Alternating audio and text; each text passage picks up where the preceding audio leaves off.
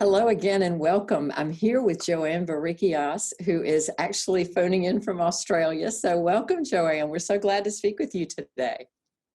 Thank you so much for having me, Julianne, and for having a schedule that actually allowed me to do my interview before midnight.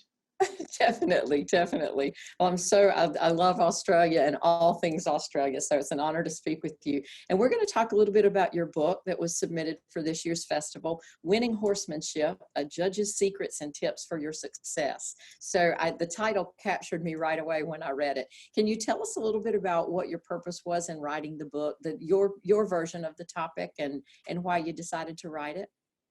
Okay, yes, thank you. I'd be glad to. For me, as an author, on the other side of the page or the screen, there's a real horse and a real horse person. And I really want to help them in a very practical and constructive, but also heartfelt way, I guess is a good way to describe it.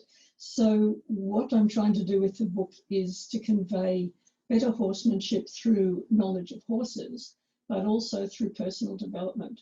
And that's based on my story. I didn't actually grow up with horses. I begged for a pony and actually succeeded in being given one when I was 8 years old. So I do have a long association with horses, but I went on to ride and compete and to have my own horse stud and to do showing and to do judging. And these days I do a lot more judging. And so I see people in the ring with their horses and also at their own horse properties.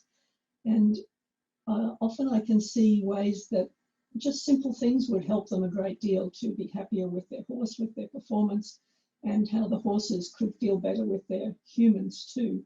And I know also the pressure of competing because I've been, believe it or not, a champion powerlifter in the women's under 48 kilo category, I hasten to add. But going to a couple of world championships, the first one just destroyed me mentally and emotionally. And the second one, I was much better equipped for it. And so I try to convey some of those strategies for coping with the pressure of competing, even if it's at your local pony club in the book. Well, I do love in the book how you've got those personal anecdotes and the pictures. I saw the powerlifting picture in the middle there, and I mean, it's amazing. It's wonderful. So did you ever have someone reach out to you from that judge's perspective and help you? Was that part of what made you think that this was a good idea, or is this something you came up with on your own? That's a really good question, and a couple of things are, yes, tugging at my brain. I think a lot of the time, judges don't have the bandwidth to help somebody actually in the ring or even afterwards. And I've had anecdotes where people have gone up to judges and asked for help, and they've said, oh, I don't have time, or, you know, it's not up to me to teach you, I'm not your coach. That's been relatively unhelpful. But I've also had some good experiences with judges myself. But beyond the ring, in terms of horse people, I've learned from some fantastic instructors, and some of those have been judges, and I'm very involved with the